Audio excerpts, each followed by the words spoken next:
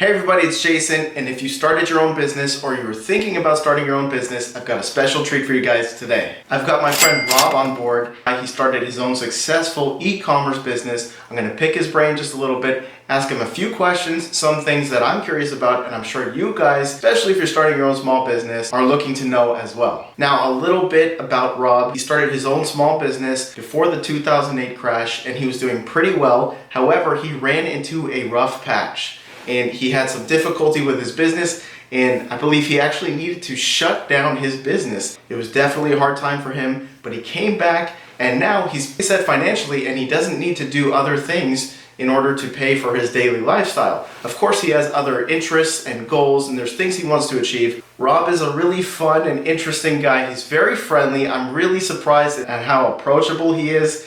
He doesn't really seem like a big-time millionaire guy. He just seems like a normal person that maybe you were college roommates with or somebody that you met at school.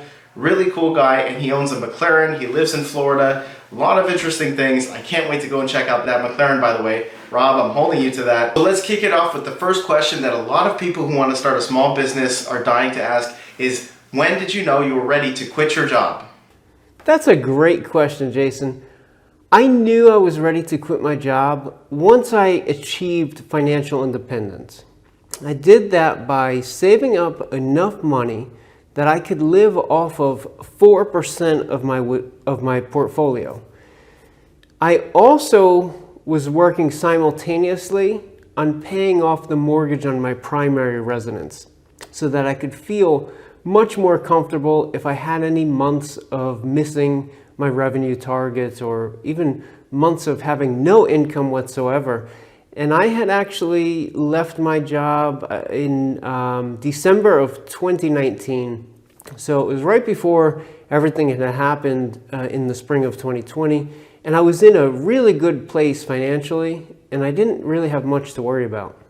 So that way, your small business was not just a side hustle or a way to make a little extra money. It was legit and paid for your life. So this is a really interesting point, you guys. When most people think of financial security, they think of a 9-to-5 job that pays you regularly every month. However, a small business or even a business that you own can pay you a lot more. So basically, Rob was able to pay something in full that most people take 30 years or almost never complete paying off their main home. The next question that I have for you, Rob, is what was the first small business that you started?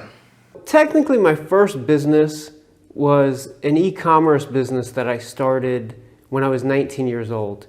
But I was always entrepreneurial. Even before that business, I was always very, very entrepreneurial.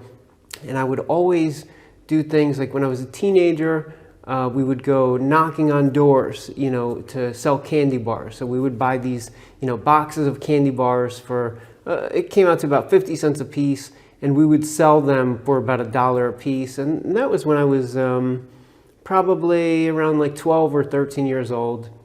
In addition to that, I had lived in New Jersey at the time. I was born and raised in New Jersey. And me and a couple friends would go around door to door, again, door to door, knocking on doors, to shovel and snow blow driveways and sidewalks and that sort of thing.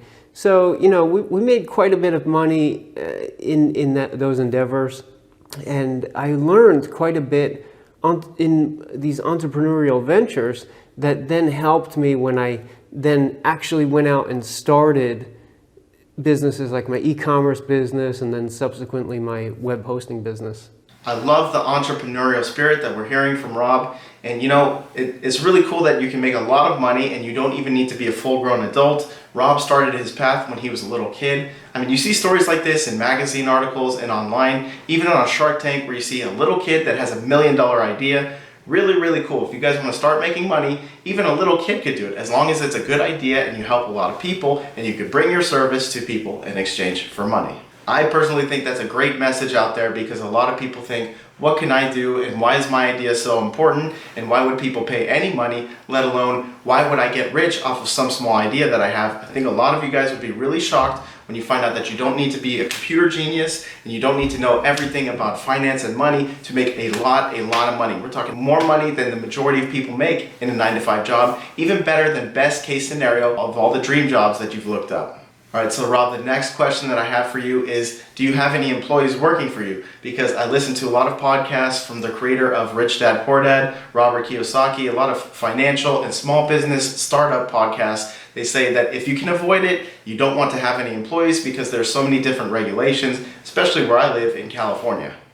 Technically, I don't have any W-2 employees, but I do rely very heavily on human resources through the use of contractors and managed services. So just because I don't have any W-2 employees on the books doesn't mean that I don't have human resources that are helping me with the day-to-day of my businesses. And I highly recommend two things when you're scaling a business. When you first start a business, you're going to be wearing a lot of different hats and you're going to be doing a lot of things yourself. But I highly recommend, as you're scaling your business, to focus on human resources and automation wherever you can possibly fit that in, if that's even applicable to your business. But in terms of employees and that sort of thing, yes, I do have human resources that do help me out. So basically what I'm hearing from this is it sounds like most likely Rob has people who work under him that are independent contractors and they're 1099, basically a freelancer. And there are a lot of advantages to this. Basically, if you need tasks done, you don't need to hire somebody full-time and you don't need to have them doing a lot of different things and a lot of different tasks and paying them for time that you don't need them, only for small tasks that you need. It's also less complicated at the end of the year when you declare your taxes. As far as I understand, those guys do their taxes independently and you pay them in full. They need to sort out with the government how much they owe. Thanks for having me on, Jason. I really appreciate it, and I'm looking forward to doing more of these videos with you. Thank you, Rob. It's been a pleasure having you on my YouTube channel. I'm going to link Rob's YouTube channel down below. Rob is also offering mentorship courses online. Really cool stuff. I recommend that you guys get your hands on it. I've been exposed to a little bit of it. I'm going to follow it. I'm very excited about this. I'll put the link to his mentorship courses down below.